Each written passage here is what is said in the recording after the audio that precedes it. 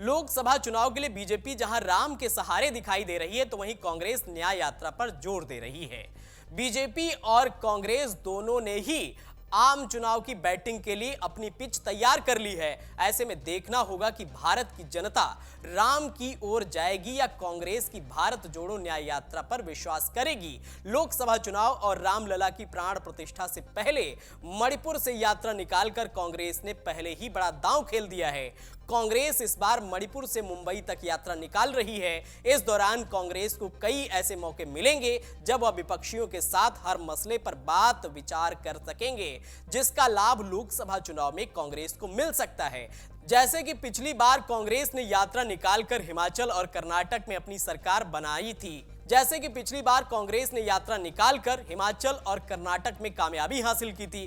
कांग्रेस को इस बार भी ऐसा लगता है कि भारत जोड़ो न्याय यात्रा से उनको कई फायदे मिल सकते हैं। आगे की रिपोर्ट में हम आपको बताएंगे कि यात्रा निकालकर पार्टी को क्या-क्या फायदे मिलेंगे, जिसका अभी तक अनुमान लगाया जा रहा है। तो चलिए जानते हैं। राहुल गांधी की पिछली भारत जोड़ो यात्रा के बाद से देश की राजनीति में जिस तरह से माहौल बदला है, माना जा रहा है कि यात्रा भी फायदेमंद होगी। और हां, इस बार फायदा अकेले कांग्रेस को नहीं मिलने जा रहा है। राहुल गांधी की भारत जोड़ो यात्रा के दौरान ही कांग्रेस की हिमाचल प्रदेश में सरकार बनी थी और उसके बाद दक्षिण के दो राज्यों कर्नाटक और तेलंगाना में कांग्रेस चुनावी जीत हासिल कर आत्मविश्वास से लबालब है। मणिपुर से शुरू हो चुकी न्याय यात्रा पूरे विपक्ष के लिए फायदेमंद हो सकती है। पिछली बार यह देखने को मिला था कि विपक्ष के कुछ चुनिंदा दलों के नेता ही राहुल गांधी के साथ यात्रा में शामिल हुए। डीएमके नेता स्टालिन ने तो यात्रा को रवाना ही किया था, बाद में भी अपनी बहन और सांसद कनिमोड़ी को यात्रा में शामिल होने के लिए भेजा।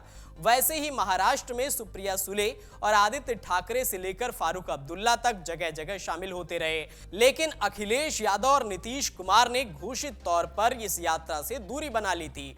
न्याय यात्रा के जरिए तो लगता है राहुल गांधी ने ऐसे विपक्षी नेताओं के पाले में ही गेंद डाल दी है। अगर अखिलेश यादव और नीतीश कुमार जैसे नेता पहले की तरह ही फिर परहेज करते हैं तो मैसेज तो यही जाएगा कि विपक्ष एकजुट नहीं है। क्या इंडिया ब्लॉक के लिए यह चुनावी लिहाज से नुकसान पहुंचाने वाला नहीं होगा? एक बार सीटों का बंटवारा हो जाने के बाद तो सब कुछ ठीक हो जाना चाहिए। अगर चुनाव काल में गिले शिकवे किनारे रखकर विपक्षी दलों के नेता एक बार सड़क पर साथ उतरने को तैयार हो जाएं, तो सबका कल्याण हो सकता है। राहुल गांधी इंडिया ब्लॉक को सुर्खियों में तो बनाए ही रखेंगे। 2024 के आम चुनाव से पहले शुरू हो चुकी इस यात्रा का सबसे ज्यादा फायदा तो विपक्ष को ही मिलेगा कि राहुल गांधी किसी न किसी बहाने अपनी यात्रा को लगातार सुर्खियों में बनाए रखेंगे और बीजेपी की तरफ से प्रतिक्रियाएं आती रहेंगी। जैसे पहले वाली भारत जोड़ो यात्रा में राहुल गांधी कभी किसी को गले लगाते, कभी जूते के फीते बांधते देखे गए थे। आगे भी वैसा ही करेंगे और मानकर चलना चाहिए कि मीडिया में ऐसी चीजों की चर्चा तो होगी ही। जगह जगह राहुल गांधी प्रेस कॉन्फ्रेंस भी करेंगे और कुछ न कुछ ऐसा भी बोलेंगे कि बीजेपी को प्रतिक्रिया देनी पड़े। देखा जाए तो रोजाना कुछ देर के लिए एजेंडा तो राहुल गांधी ही सेट करेंगे और बीजेपी हमले के बहाने ही सही जवाब में सफाई देती रहेगी। यहां यह भी माना जा रहा है कि राहुल गांधी विपक्ष के लिए ही वोट मांगेंगे। विपक्षी दलों के एकजुट होने में फिलहाल सबसे बड़ा रोड़ा तो सीटों का बंटवारा ही लग रहा है, लेकिन एक बार सीट शेयरिंग का मामला सुलझ जाए तो मिलकर साथ चलने में किसी को कोई दिक्कत नहीं होनी चाहिए। कुछ ही दिनों में चुनावी माहौल जोर पकड़ चुका होगा।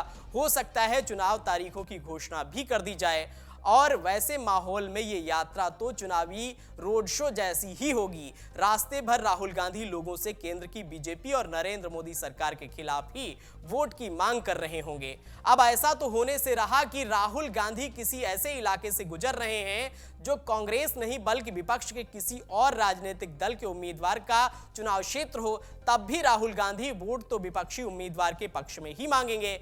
ऐसा तो नहीं कहेंगे कि अगर कांग्रेस का उम्मीदवार नहीं है तो लोग बीजेपी को वोट दे दें। तो इस तरह से राहुल गांधी विपक्ष के लिए अपनी यात्रा के जरिए लगातार बैटिंग करेंगे।